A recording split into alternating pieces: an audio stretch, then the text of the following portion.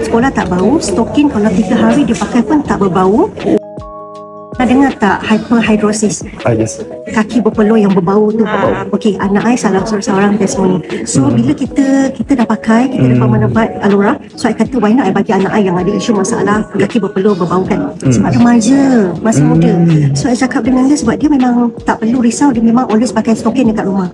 Sebab kaki dia basah, dia always pakai stokin. So I cakap dengan dia, okey, kebetulan memang ada spare Alora socks, I bagi dia yang woman punya lah. So kata, okey, adik, you ambil yang ni, you change from normal socks, you pakai yang Alora punya. Kita nak tengok you dapat tak dia punya manfaat.